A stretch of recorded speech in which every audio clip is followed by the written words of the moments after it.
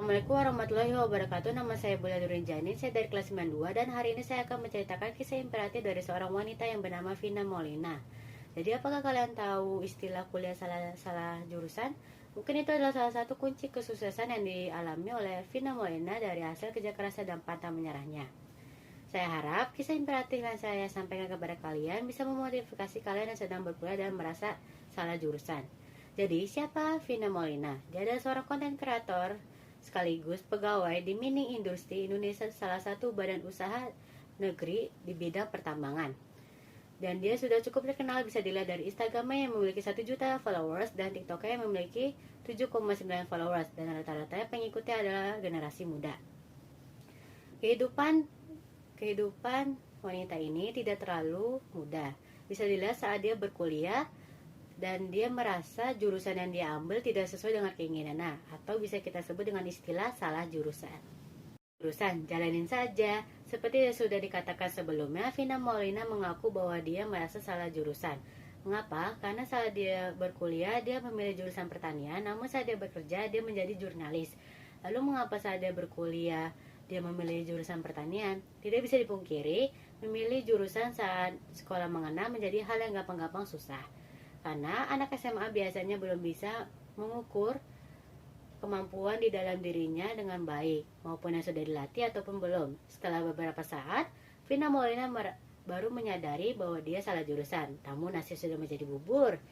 Dia memilih untuk melanjutkan perkuliahan di bidang pertanian hingga tuntas daripada harus mengulangnya lagi. Tersesat di jalan yang benar. Bisa kita bayangi saat kita berkuliah, kita mempelajari suatu hal yang membosankan ataupun bahkan kita tidak sukai saat berkuliah. Pasti itu akan membuat kita malas berkuliah. Namun tidak dengan Vina Molina. Dia tetap berkuliah di bidang pertanian sambil terus mencari passion dan bakatnya. Tidak disangka saat dia berkuliah di jurusan pertanian, dia menemukan passionnya, namun tidak berhubungan sama sekali dengan pertanian, yaitu ilmu komunikasi dan daya manusia.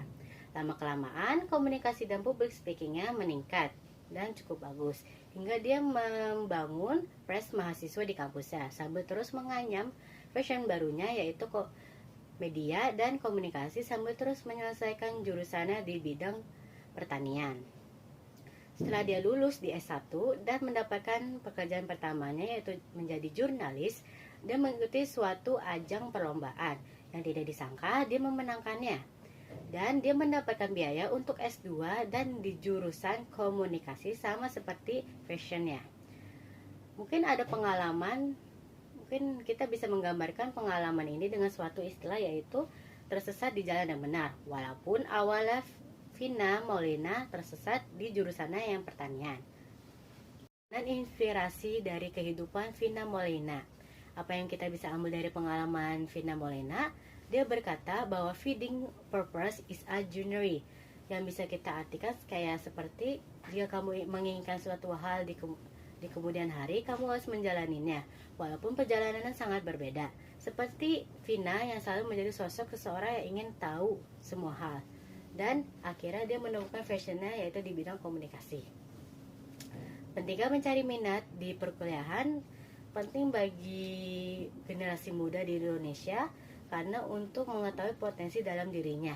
Karena bakatnya di komunikasi, si Vina akhirnya membuat akun TikTok dan dia membagikan pengalaman pekerjaannya maupun komunikasinya.